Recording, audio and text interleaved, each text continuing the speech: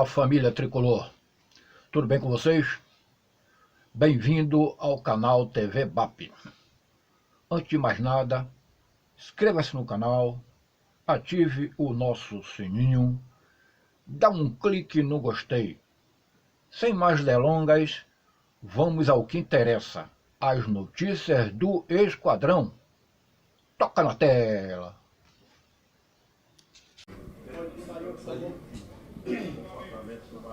Professor, boa noite. Boa noite. Como explicar um primeiro tempo do Bahia, onde a equipe começa botando duas bolas na trave, pressionando, mas infelizmente acaba sofrendo o gol e vai para o intervalo, para o vestiário, perdendo o jogo? O que é que você pode falar e o que foi feito para corrigir? Não, se você for avaliar friamente, o primeiro tempo nosso é melhor do que o segundo. A única diferença é que, infelizmente, as bolas não entraram. E a gente tem que entender que é futebol. O futebol é assim. Por mais que a gente faça tudo certo, ainda tem um goleiro do outro lado. A gente pode errar um lancezinho ou outro, a bola pode pegar mal. Mas a equipe teve muito volume. E eu queria agradecer demais aquele torcedor que vaiaram, né, que eles pudessem entender o quanto isso é ruim para quem trabalha aqui do outro lado. Ninguém quer perder jogo, gente. Todo mundo quer vencer, todo mundo quer... Mas a gente não pode ter alguns, né? Claro que a nossa torcida foi fundamental, a grande maioria, mas alguns que pegam simplesmente o resultado, se está ganhando eu aplaudo, se está perdendo eu vou vaiar. Poxa, a gente precisa, principalmente quando a gente tem mais 45 minutos pela frente, e eu falei isso com os atletas no vestiário, a gente precisa de... Eles precisavam só de apoio. Gente, vamos lá, vocês estão jogando bem, vamos continuar, não desorganiza, não deixa o aspecto emocional poder influenciar nas tomadas de decisão. Vamos com tranquilidade que daqui a pouco a gente vai conseguir fazer o primeiro. Vamos pensar no primeiro gol. Nós estamos perdendo, vamos fazer o primeiro gol. Depois do primeiro nós vamos pensar no segundo. Depois fizemos o segundo, vamos buscar o terceiro. Fez o terceiro, vamos buscar. E é assim que a gente trabalha. Então, assim, fica um agradecimento enorme para aqueles que ainda reconheceram no primeiro tempo uma grande atuação da equipe. E conseguiram ainda, mesmo atrás do placar, nos incentivar, dar o apoio, porque isso foi fundamental, muito importante. O torcedor não sabe como ele é importante nesses momentos. Às vezes, quando a gente mais precisa, assim, receber esse carinho é uma coisa muito bacana. Não posso falar a palavra que eu queria falar. Tá? Ô Anderson, agora... Com relação ainda ao comportamento da equipe em campo, você disse que a equipe saiu bem no primeiro tempo, mas a bola não entrou. Entrou, foi do outro lado. E a gente sabe que há uma ansiedade muito grande quando tenta e a bola não entra. Você já falou em parte o que trabalhou. O que mais você passou para esse grupo para que polisse com o emocional e não deixasse que a ansiedade novamente tomasse conta do grupo? Principalmente esse controle. Se eu chegasse no vestiário chateados, né, talvez cobrando deles, por que nós não fizemos? Todo mundo tentou acertar. Você vê assim que nós tivemos até a gente esteve muito perto de fazer o gol.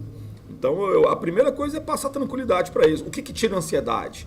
É quando você fala com eles em termos de tranquilidade, de dar mais tranquilidade, passar para eles que as coisas acontecem, que vão acontecer, que a gente não pode ter dúvida que a coisa, né, vai fluir.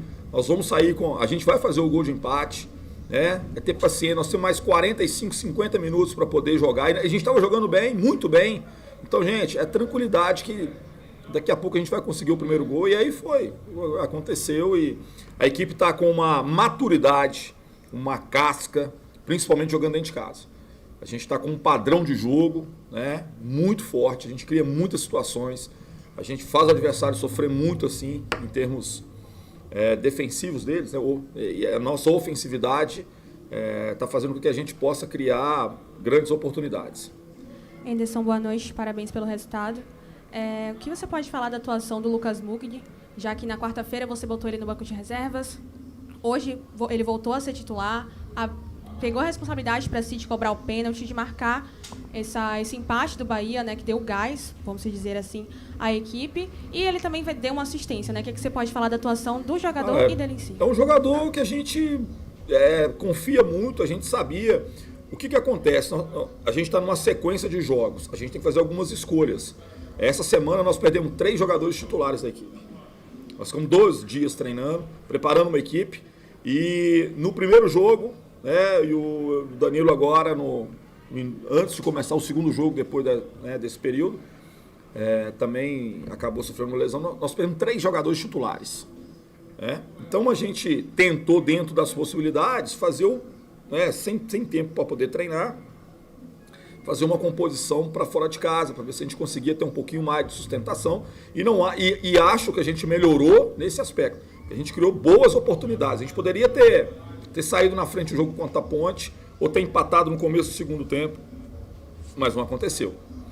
O que a gente tem que entender é que, provavelmente, nesses próximos jogos, a gente vai fazer mais alterações. A gente precisa deixar esse grupo todo bem preparado para aquilo que a gente vai enfrentar ainda. Dificilmente a gente vai ter um atleta que vai conseguir jogar todos os jogos. Então, dentro da possibilidade, nós vamos, do encaixe da equipe, preparar da melhor forma possível para esses confrontos fora de casa agora. Anderson, há uma pergunta atrás, você falou que a equipe atingiu uma maturidade grande, jogando principalmente Sim. dentro de casa.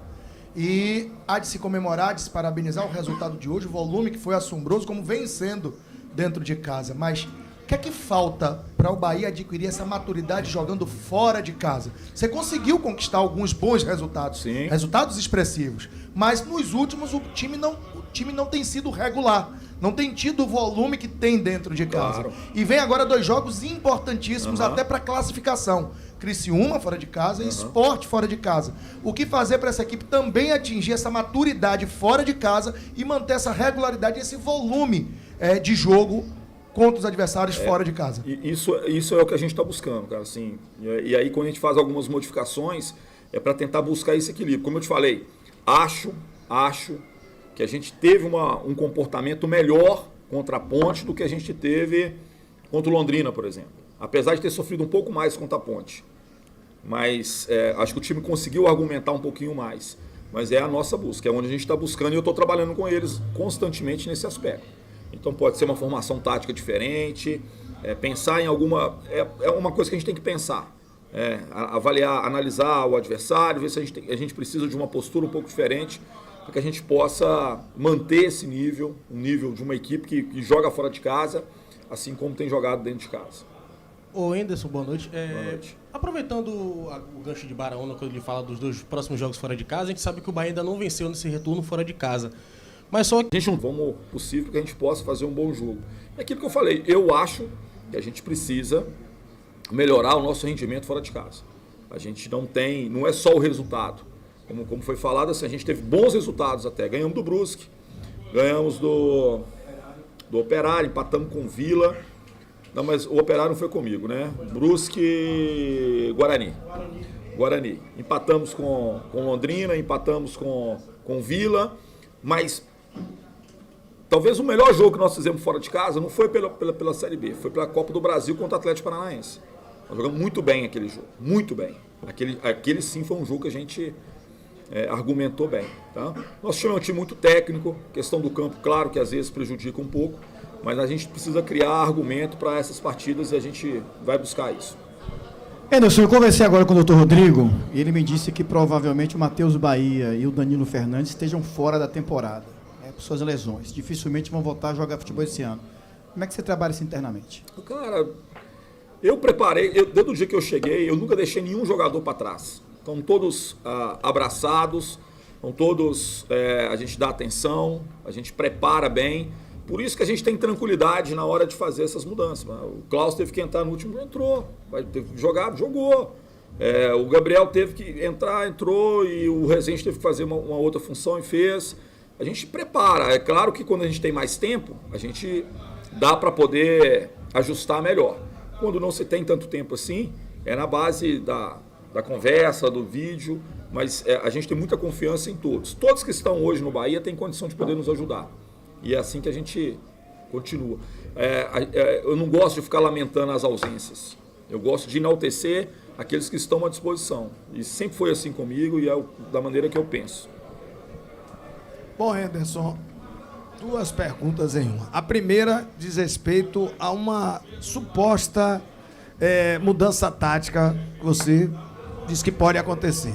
Seria o caso já, pelo menos no próximo jogo, o Bahia entrar com 3 zagueiros e o Ricardo Goulart, jogador que a gente sabe que tem alta qualidade e que você já disse que ele precisa jogar para que volte justamente a ter minutagem, etc. O que é que pode você dizer sobre os 2 gols que ele perdeu 2 bolas na trave? Eu não sei até que ponto assim, a gente pode falar assim. Eu acho que ele tomou 2 decisões corretas, errou um pouquinho na batida só, pegou um pouquinho mais embaixo. A primeira é uma situação muito mais difícil, pressionado, ele ainda conseguiu acertar a trave. Ricardo é um jogador de muita qualidade, maturidade, né? Então isso são coisas normais. É um jogador que sempre está ali para finalizar. É claro, como a gente tem falado assim, a gente tem todo o cuidado com ele para que ele possa gradativamente ir ganhando mais ritmo, né? Mas a gente tem muita confiança, sabe que vai ser um jogador muito importante, como já foi até no último jogo em casa, né? Ele fez um gol que foi decisivo aí pra gente contra o Vasco. A mudança tática eu ainda vou... Eu vou ter um pouquinho de tranquilidade, ver se eu consigo pelo menos dormir essa noite, mais tranquilo. Porque a cabeça do treinador nunca para de rodar, né? Então eu queria ver se eu consigo pensar nisso a partir de amanhã. Lá por volta das 8 horas da noite, assim, eu gostaria de começar a pensar um pouquinho nisso, né? Não sei se eu vou conseguir, né? É um desafio, vamos ver. Mas pode ter certeza que a gente está pensando com cuidado para ver o que a gente faz da melhor forma possível. Tá bom, gente? Boa noite, boa noite. Obrigado, pessoal. Pessoal, quem quiser fazer doutor Rodrigo é importante, tá? A coletiva 2 programas sobre Danilo Fernandes, ok? Grupo Bahia, amor e paixão, amor e paixão. Bahia!